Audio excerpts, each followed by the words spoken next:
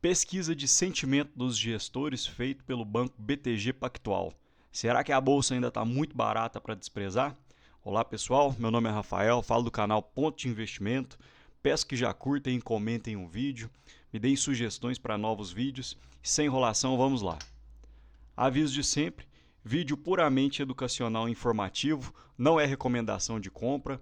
As ações que aqui se encontram não foram feitas por mim, não foram indicadas por mim, e esse é um relatório do BTG Pactual. Pesquisa de sentimento do Ibovespa.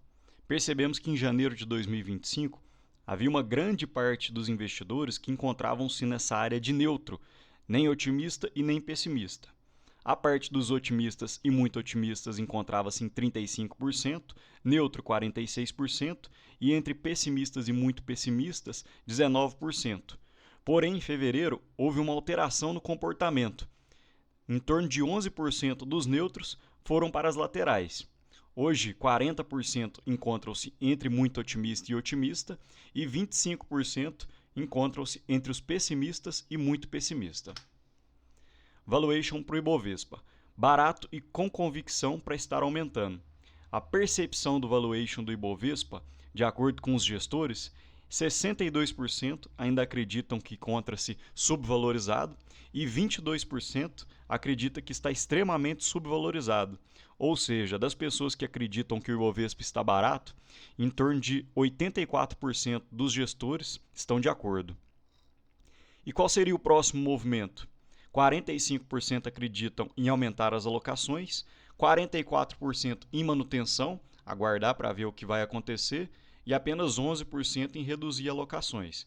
Então, os gestores estão acreditando que a mola do Ibovespa está comprimida e a qualquer hora ela pode se soltar. Fluxo de captação e resgate.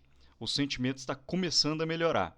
Em janeiro de 2025, o fluxo, o sentimento encontrava-se estável para captação e resgate. Porém, agora o fluxo de estabilidade diminuiu um pouco, os resgates moderados aumentaram 27% e a captação aumentou num bom nível, de 6% para 14%. E captações em ritmo forte, que estava em 0%, agora foi para 2%. Temas macro globais dominantes. 72% dos gestores acreditam que os juros americanos são o que norteiam a nossa bolsa brasileira. 17% acreditam nas tarifas domésticas, 6% na geopolítica e 5% desafios estruturais da China e reflação. Então, pessoal, não adianta ficar ligado apenas aqui no governo brasileiro, acreditar que Lula ou Bolsonaro vai fazer 100% do preço aqui na bolsa. A gente tem que olhar muito para o cenário macro, principalmente para os juros americanos, que é o ponto que mais suga dinheiro globalmente. Os gestores conseguem perceber isso, até porque 54% da captação da bolsa brasileira vem do estrangeiro. Então, não acreditem que as pessoas físicas ou a parte doméstica fazem preço na bolsa. Quem faz preço na bolsa realmente são os estrangeiros. O setor favorito para carregar para o longo prazo, para operar comprado.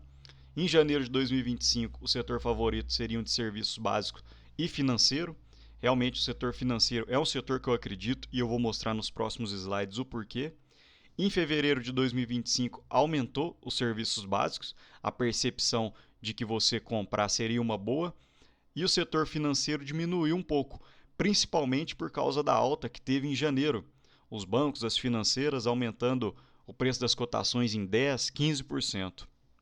E por que eu acredito nessa percepção do setor financeiro estar barato?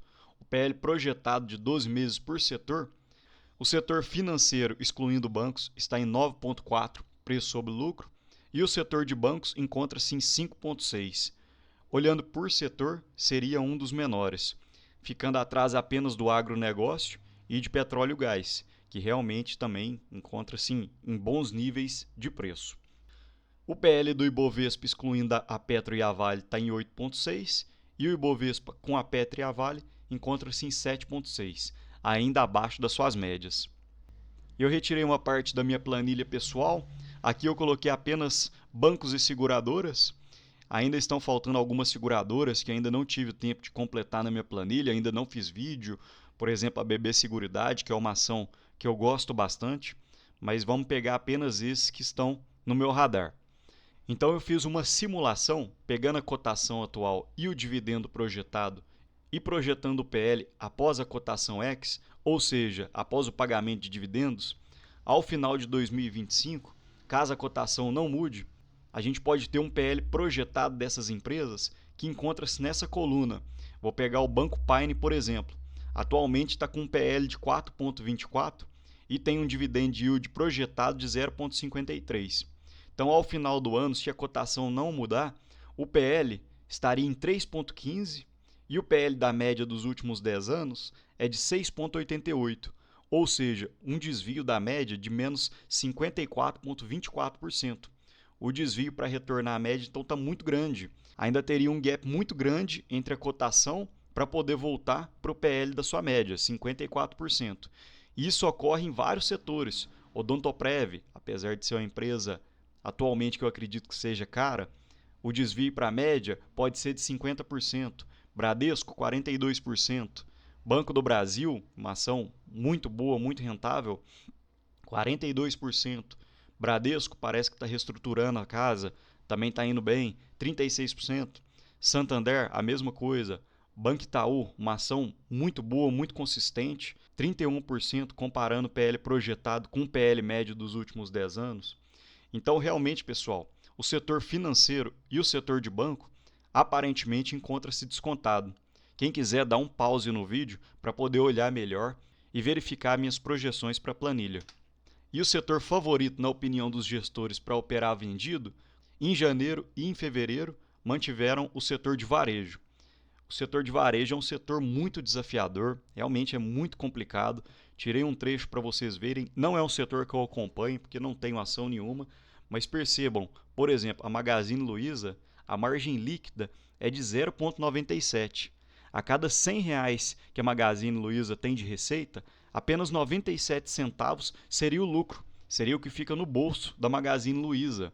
Então é um setor que não tem diversificação, é muito difícil você fidelizar um cliente.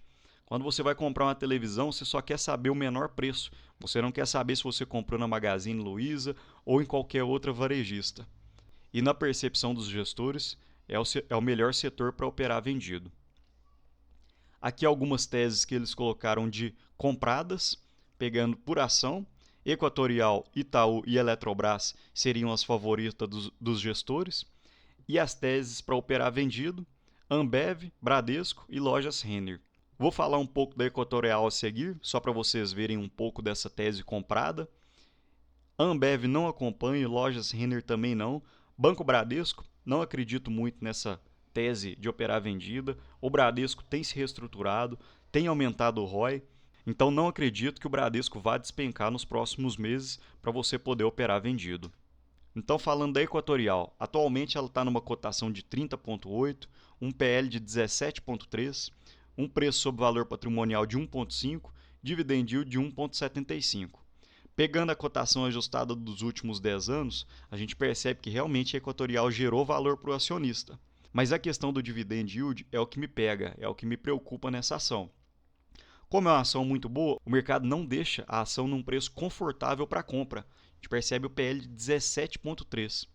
Para a gente saber qual que é o dividend yield máximo que a Equatorial poderia pagar, é só você dividir 1 pelo PL, ou seja, 1 dividido por 17,3, o dividend yield máximo seria de 5,78, e como o payout atual da Equatorial está em 30%, a gente fica nesse dividend yield em torno de 1,73. Ou seja, mesmo se a Equatorial pudesse pagar o seu lucro líquido máximo em dividend yield, seria apenas de 5,78. Mas como a gente sabe que empresas de energia necessitam de CAPEX, necessitam de investimento, eles nunca irão pagar o seu lucro líquido máximo. Eles têm que ter caixa. Os indicadores que eu sempre gosto de mostrar para vocês, preço sobre lucro. Como eu disse, o mercado não deixa essa empresa num preço confortável para compra, uma empresa muito boa, que gera muito caixa. A média da empresa foi de 16,14 e a média dos últimos 10 anos de 15,88, ou seja, o valor atual está acima tanto da média da empresa quanto da média dos últimos 10 anos.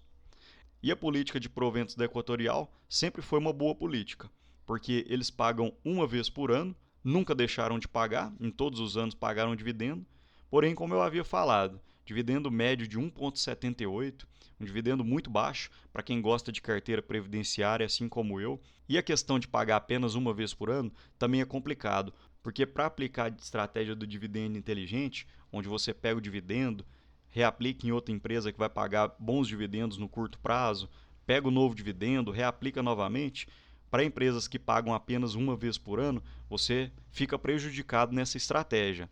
Mas se a empresa é boa, se a empresa paga bons dividendos, isso aqui poderia ficar para segundo plano, essa questão de pagar apenas uma vez por ano. Então é isso, pessoal. Falei um pouco hoje do relatório de sentimento dos gestores, soltado pelo BTG Pactual. Peço para curtir e comentar o vídeo. Comentem alguma coisa, algum assunto que vocês queiram que eu fale nos próximos vídeos. E deixem aberto aqui para sugestões. Um abraço.